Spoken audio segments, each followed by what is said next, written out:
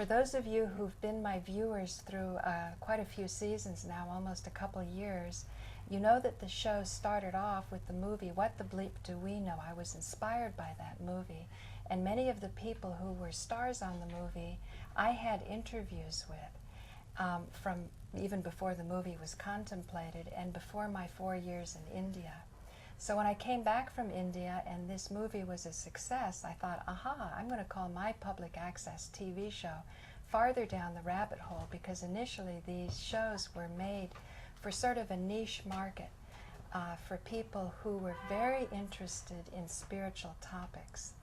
And so I felt that I could perhaps bring it to a wider audience, this idea of creating your reality. About 6 months into the show, I became introduced to 9/11 truth, how the World Trade Center came down and that it was an inside job. And this was something very kind of overwhelming for somebody who's never been politically inclined, but only, you know, following different spiritual paths. But when I saw this on the wall displayed, it was a DVD that appeared in my mailbox. And since I had been in India during 9/11, I thought I ought to put some attention on this. Put the DVD in. After Krishnamurti, I had invited people over to my place. I think one fellow was there only that day. And it was about 11 o'clock at night, 10 o'clock at night, and I figured we'd wrap up at 11. Well, the DVD was 3 hours long, so that means it didn't end until 1 in the morning. And what I saw was just the building exploding, cascading, and it was so obvious that it wasn't airplanes that went in and sort of made steel magically melt. It was just so obvious. And as I sat there and watched it, it was like I had rushes of kundalini coming up. And even though it was such dismal information, it made something come so alive in me.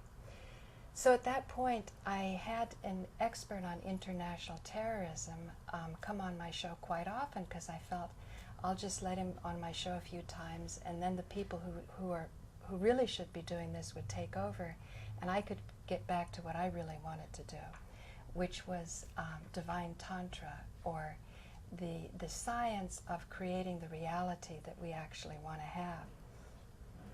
So today for this show, what I want to do is I have a person with me who is qualified to bring a blessing. She has an understanding of what Shakti means and what the divine, the essence of the elements, earth, air, fire, and water, so that we can, with the assistance of her journey and her practice and the blessings of her tradition, we can have greater power, so that we can start to achieve things that are seemingly impossible to achieve, so that no matter how bleak something might be, the very bleakness can almost create a vacuum to pull it in. And I've had the great honor of listening to Annette Carlstrom being interviewed by Alan Steinfeld, and as she relayed this energy to Alan and to his viewers, I thought I could have her seek her blessings for the work that I'm doing, and that's why I wanted to give this long introduction, so she would understand. So Annette, thank you so much for joining me on Farther Down the Rabbit Hole. Thank you. It's a pleasure being here. I want to say, I noted that you talked about to Alan, and I'll refer people to Alan's show so we don't have to go over that ground again, that you were in Los Angeles and you had been a healer, or you'd come to Hollywood to be a movie star, and it's obvious why you would think of that. It wasn't really like that, but no? Yes, I came to Los Angeles to be an au pair, to study, be there for 6 months, and then go back to Sweden and be a chemist. But I happened to get a job by accident, really, at ABC, at Paramount Pictures, and then I was told, you should be a movie star, but I was very shy and insecure. Right. So I was in that business for 6 years, yes, hoping to overcome my inner anxiety. Maybe if I can make it in Hollywood, you can make it anywhere, right? I see what you're saying. But I didn't make it because I was probably the worst actress or model you could ever find. I was so filled with anxiety. But now you're filled with inspiration and divine connection and enthusiasm, because what I noticed when you were with Alan, I know I've put myself out there on the internet, and oftentimes an image of beauty can be misunderstood. Not only our appearance, but the message that we have and that we seek to relate to other people. And when you look as beautiful as you do, people can say, oh, well, of course, anything she says or does, she's going to get attention.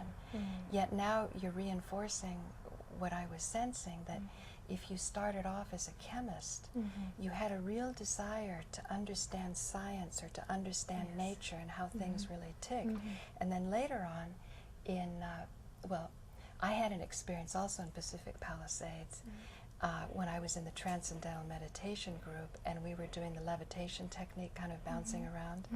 And you commented on how I look in pink. I used to love to wear pink, and they used to call me PG Pink when I would come bouncing by. But later on, that academy became sort of an Ayurvedic clinic. And something struck me when you were talking about being a healer. You worked very hard in the healing arts, I take it. And what were you doing again? Well, because of really the anxiety in my life, all my life, and it got heightened in the years in Hollywood because the outer pressure and so forth. So that led me to really have to find an inner peace. So I've been working in holistic medicine, alternative medicine, for many years, 10 or 15 years now. You mean just seeking your own anxiety alleviation? Not only my own, but for others. I worked at the hospital with the employees. I worked for the community. I worked for free. I worked evenings. I worked days. I have my own clinic. So I have always a burning passion to help the suffering of humanity. So that sort of kept you pure, right? Because the industry that you were in, it would be so easy to make money, you know, kind of Yeah, I didn't make lowering any, the notches, so to speak. Yes, if I had some kind of talent, I probably wouldn't have found this inner peace. Oh, you mean you would have been so swept up with the attention and the agents and Who all knows? of that you would have been satisfied, but because it was so deep in you. See, I went into the Hollywood business to find some kind of contentment inside, to kind of find some peace and that I'm okay, you know, looking to be assured that I'm okay. Right. You know, and I just... and were directors yelling at you and things like that? No, they just said, you know, it doesn't work when you open your mouth, you know. Oh, no, really? Yes. Wow. Yes, and, So you know, we really tried singing, it's like, no, the singing's not working. So I had basically no talent, I was told, and I didn't find myself very beautiful. And you believed that? Yes, you know, in Sweden, you know, I in Sweden, thought I looked beautiful. Yes, and in California, everyone has, you know, blonde hair. Blonde hair, like yes, that. And in California, I would go into I casting mine with that way. So. But still, there's, you know, the outer beauty. What is that? You know. Yeah. So I was looking for the inner beauty, really, and looking at it in the wrong place. Or actually, it was thanks to being in an industry that brought about the anxiety to the peak. You know, so I left that after a few years.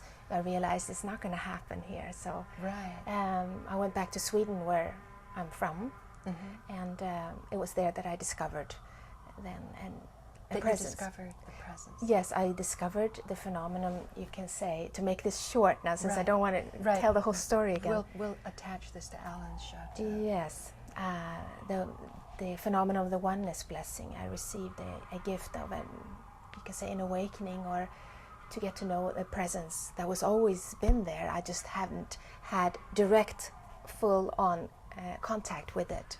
And who is the master that made that happen? That brought that connection? This doesn't belong to any particular tradition or culture or religion. It's not from the south of India? Because yes, the Oneness University is founded by Aman Bhagwan, who but you don't has a school. But you don't feel extraordinary devotional towards him, or grateful? I do have. Personally, I feel extraordinary devotion and love and gratitude beyond what I can put words on. How can you ever give gratitude for this kind of gifts? But I have seen, and the reason I'm saying this is that I've seen people from all walks of life, different traditions and religions, also discovering their own truths that haven't necessarily been devotional in their nature. Like in my country, there are many atheists, half the country atheists. So an atheist can also, yes, it still works. So you don't want people to think that this is not for me, because I couldn't even imagine thinking that a man or a human being could help me. Right, it's not like that. One thing I'm noticing lately, I was when I wear this hat, 9/11 is an inside job, I get such good response. People come up to me and it's almost like they're glad that I kind of broke the ice, that, you know, I was always thinking that. Maybe once in a while people will say I'm crazy, but it's like 95 to 5%. And I'm wondering, do you think from your experience that it's what you radiate or what you're feeling inside, that you're connected to your truth and how to give, make your soul purpose come into being, that will attract the right things to you? Yes. Like you weren't shocked at what I told you I sensed at the Well, beginning, it's new. how I watched this DVD and it made Kundalini come up. Did that surprise you? Because probably you never felt Kundalini come up that way, right? I felt the Kundalini come many times, and that's the spiritual power that you have within. But was that after a beautiful Sanskrit prayer, or? It has come on many different occasions. It doesn't have to come and silently. It can come through having a powerful experience. Right. It's your own inner awakening. It's your own now, relationship. when you sing the Sanskrit songs, do people say that their Kundalini comes up in their? Sometimes they have that experience. And these are the DVDs from the heart. Yes. Let's put that up. I'm so sorry. Yes. Experience when they listen to your DVD, what they've been what you've heard. Yes, these are different guided meditations on this DVD film.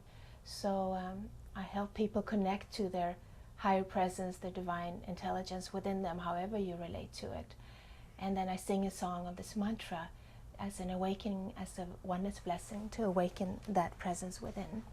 So there are different meditations here for healing of relationships, for like what you talked about, how you create your own reality from your own source. It's beautiful. I like the way you explained that. It's also in here, and how to transform that which is not needed in your life anymore.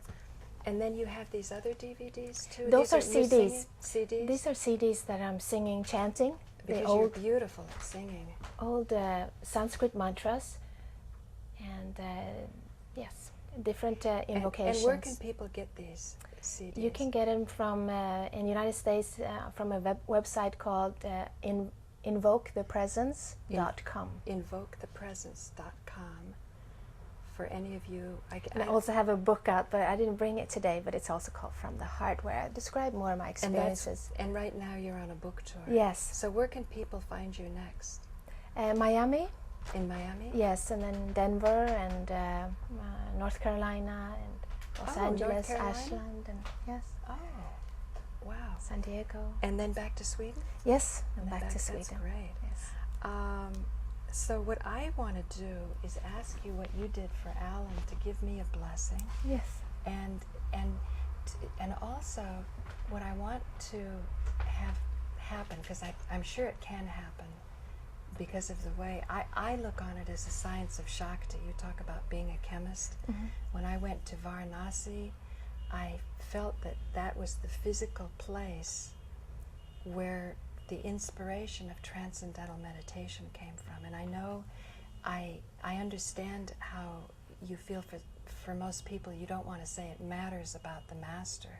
Like if you fall in the Ganges, whether you believe in it or not, you're still wet. But from the south of India, it's an enormous, enormous energy and power and tradition.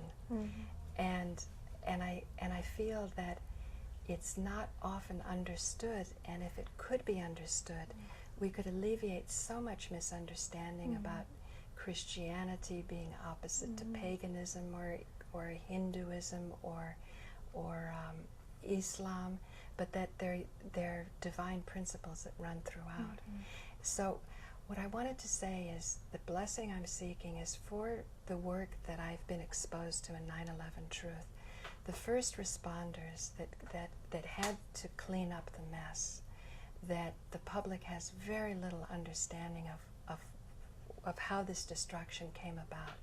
And as a result, the physical ailments that they're having, the horrible coughing, and they're dying in ways, and their health care seems to be denied. And even if their health care was there, I think it baffles the doctors because they can't diagnose it properly. Like if you were studying chemistry, you would understand this, that without the diagnosis, we don't know how to pinpoint that. Now, I studied with a master who drank a pound of mercury. And at the time in the ashram, I thought, what a strange thing to do. But I find when I came back and when I was interviewing Jazz Mohin, and she talks about not eating and her experience not eating, I realized that it gives a model to know that if one person can ingest such poison, that there's hope that these first responders don't have to have the dismal futures that they're facing. And that's my heartfelt request. That's beautiful. That you could sing or Yes. touch my head or whatever. Yes. Whatever you feel to do. I'm very honored to that you bring this up, because when I was in Sweden I saw a program on this. I think it was 60 Minutes. They had a whole special about these people who first came out to save in the 9/11, and it touched my heart very deeply. Right. I don't watch television that much. I just happened to see it. So I feel it's maybe grace putting us together, and we can meet, and maybe I can contribute in some way to this cleaning up the inside and the outside of this distraction that has happened, unfortunately. So, yes, would you like me to give you a blessing and then do what I did with Alan's, to sing to the people watching? Right. Yes, okay.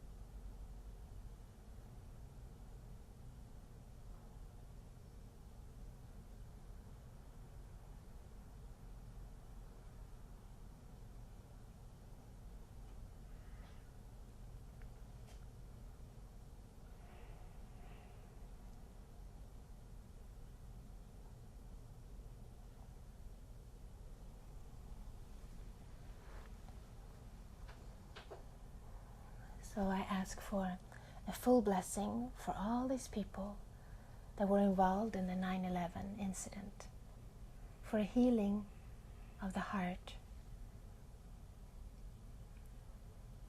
to find a place of forgiveness in the heart. Because even though some wound was done to you, some hurt was done to you, you are the one carrying the hurt. And it's inside of you that this healing needs to take place.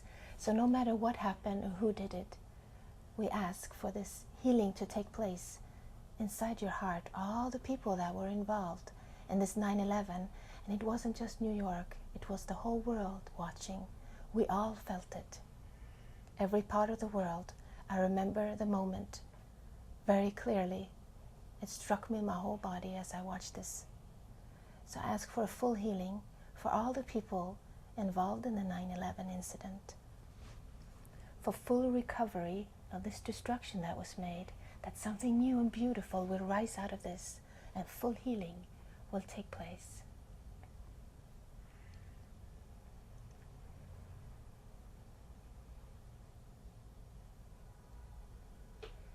Shivaya Parameshwaraya Chandrasekharaya Nama Om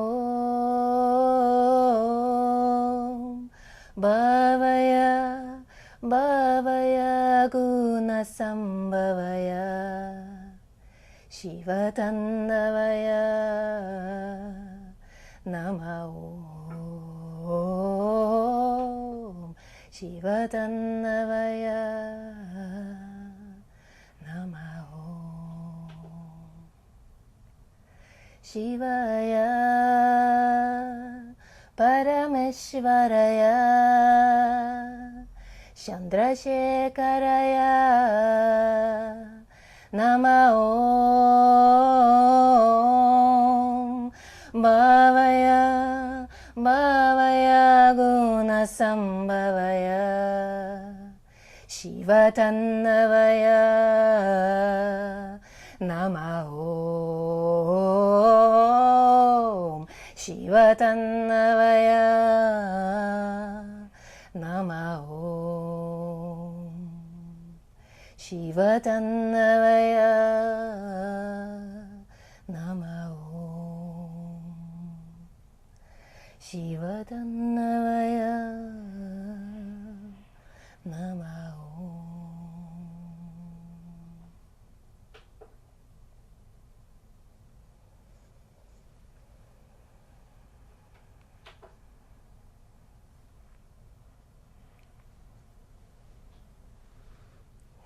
Thank you. Thank you. It was so appropriate to be singing to Shiva, Yeah. the destroyer of Yes. ignorance, Yes. because that's what needs to be destroyed for the compassion and the Yes. love to come about. Yes. That when the knowledge is there, I'm really very, very happy that I've been able to have this interview with you. Yes. And I hope we can stay in touch on this. Yes, that I we would can love to. create some strategic alliances, because I think the feminine and the informed feminine can be very, very crucial in bringing about balance. So thank you. Thank you so much. Thank you. And I have quite a few more, 8 more minutes left. Okay. So I just want to express to my audience that sometimes I have some of my viewers that like the spiritual shows, and I have some of them that want to go straight into all the details about the politics. And sometimes I'm always available on my YouTube with the comments. Sometimes it takes me a couple hours a day to go through all of the comments, because I have 300 videos posted. And I feel it's very important for me to make myself available, because if I put information out, I want to stand responsible for that information. And today I've had the opportunity to sort of pipe in and channel in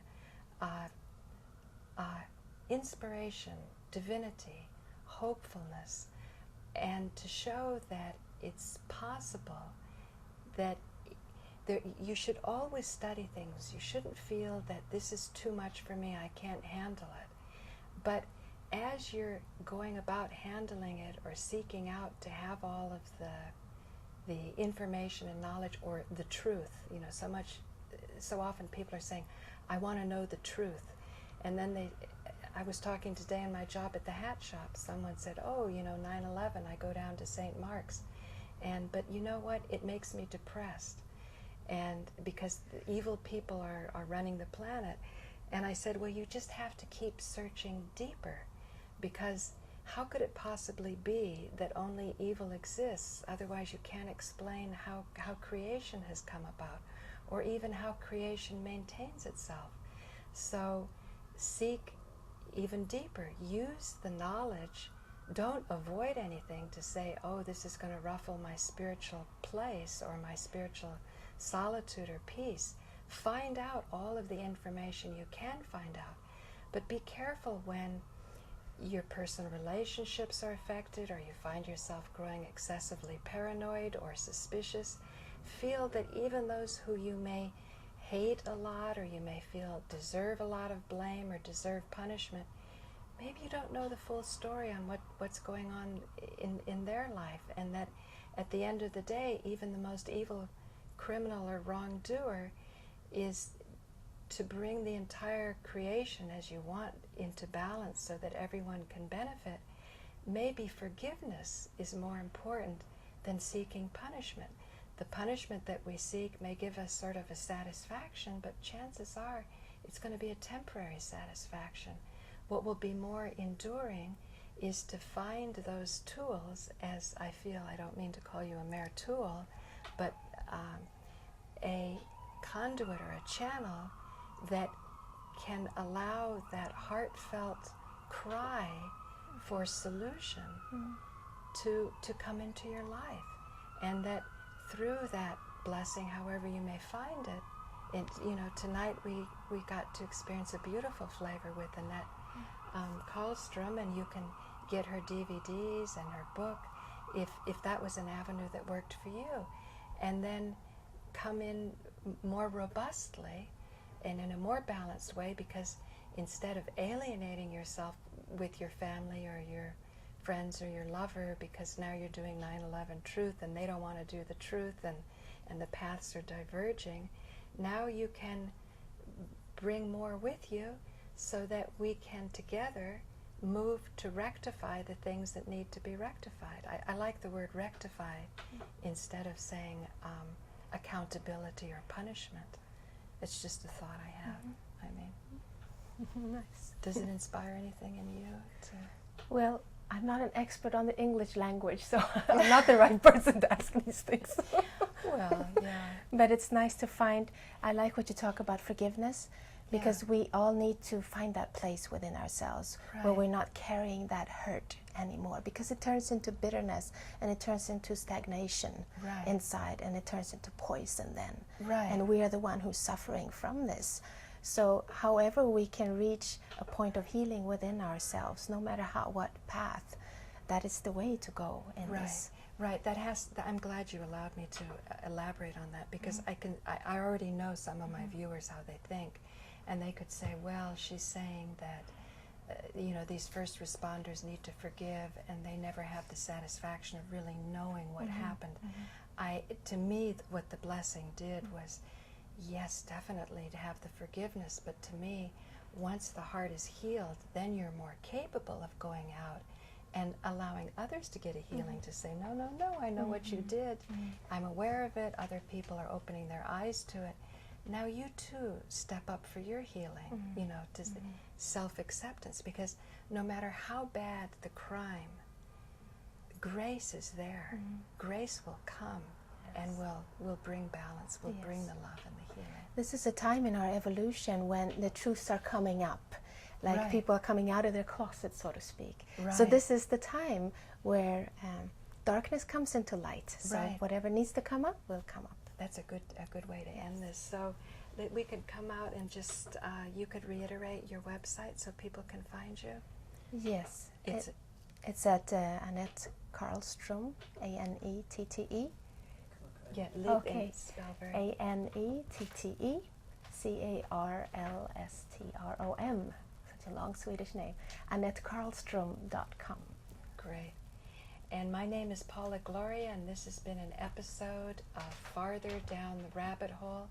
I thank all of you for joining me on this episode and for allowing me to do what I really love to do, which is bring messages of divinity. So thank you, Annette, for joining me. Thank you so much for having me. Yes. It's been a pleasure. It's really been wonderful. Yes, thank you. Thank you. Thank you. Thank you. That was really nice. So beautiful you are. Yeah. This is really, I get chills, you're doing fantastic work. No, we're going to do something nice. We'll stay in touch with this. Yes. And put it on YouTube. We'll do something with Jazz Mohin. Yes, so if we get an onslaught of skepticism, we'll be able to deal with it. No, that would be great. Yeah.